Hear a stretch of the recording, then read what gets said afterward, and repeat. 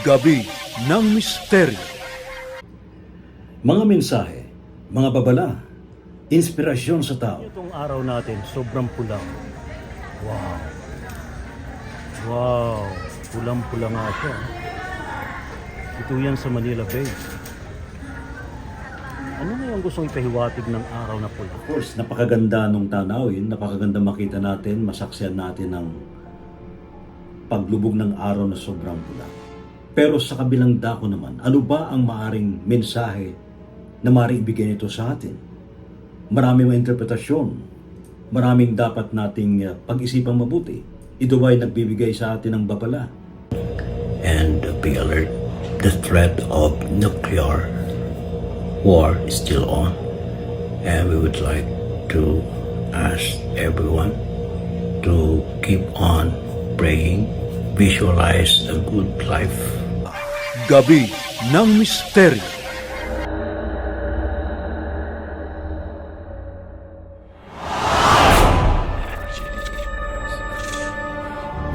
Kaya tayong magkudal sa may Hong Kong. You can offer prayers. Wala namang mawawala nila. Flowers. They also burn incense. Diplomat Hotel? Na North Cemetery.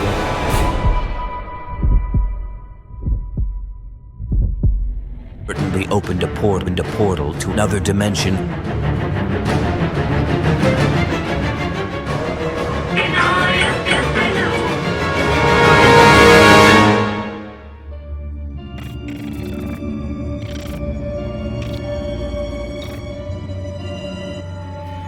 Mga kamisteryo, ngayong gabi ito pag-usapan natin tungkol sa mga mensahe. Paano ba natin ito makukuha mula sa iba't ibang mga nilalang, mula sa mga nilalang sa ibang dimensyon, mula sa ating mga spirit guide, sa mga divine being, sa mga anghel at iba pa. Itong araw natin, sobrang pula. Wow. Wow. Pulang-pula nga siya. Ito yan sa Manila Bay. Ano na yung gustong ipahiwatig ng araw na pula? Ayaw ko namang isipin na ito tungkol sa maaaring mangyaring gulo. Pero panalangin na lang natin, ha? Of course, napakaganda nung tanawin, napakaganda makita natin, masaksihan natin ang paglubog ng araw na sobrang pula. Pero sa kabilang dako naman, ano ba ang maaring mensahe na maaring ibigay nito sa atin? Maraming mga interpretasyon, maraming dapat nating pag-isipang mabuti. Ito ba ay nagbibigay sa atin ng babala? Maaring ito ba ay magbigay sa atin ng kaguluhan na maaring mangyari sa hinaharap? May mga tensyon nangyayari sa ating kapaligiran. Ito ba ay maaring mangyari?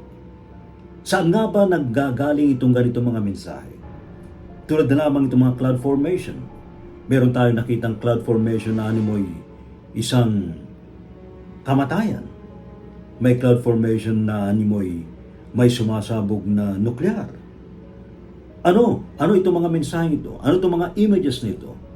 Magkakaiba ang ating mga interpretasyon sa ganitong mga simbolo, sa ganitong mga palatandaan, sa ganitong mga babala. Kayo, pwede kayo makipag-ugnayan sa ating talakayan ngayong gabing ito sa Gabi ng Misteryo.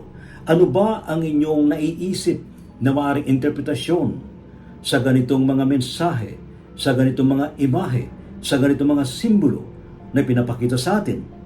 At paano ba tayo kailangang maging makaramdam o maging sensitibo sa ganitong mga mensahe? Tayong lahat ay mayroong ganyan mga abilidad na dapat nating makuha, madiskubre, matuklasan sa ating mga sarili. May mga tao tayong mga kapanayam, mga psychic, may mga visionary, mga clairvoyant, na maaaring makatulong sa atin para may paliwanag sa ating lahat. Hello po, good evening po sa ating lahat. Ako nga po pala si Lea Sereno po, Psychic Medium and Starseed po. Magandang gabi po sa ating lahat, especially po kay Sir Ray and Sis Art. Salamat po sa pag-invite po sa akin. Inaanyahan ko po kayo guys, tumutok dito sa DZRH. Kay Sir Ray Sibayan po. Mamayang gabi po yan, 10 PM po. So, tumutok po kayo guys. Makikinig lang po kayo. Thank you so much. Hi guys, this is Teos Abbas. Abangan niyo po ako mamaya sa Gabi ng Misteryo.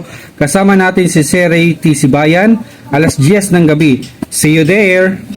Yan ating pag-uusapan sa Gabi ng Misteryo, 10 to 11 p.m. sa DZRH. Walang absent.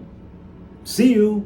Pagkakaiba daw ho yung mediumship sa sinasapian. Talagayang kababalaghan, pananaliksik sa kapangyarihan ng isipan, pagpapakita ng mga nilalang, inyong matutunghayan sa Gabi ng Misteryo. Kasama si Ray Sibayan tuwing Sabado, alas 10 ng gabi sa DZRH Radio, DZRH TV at DZRH Online. Gabi ng Misteryo.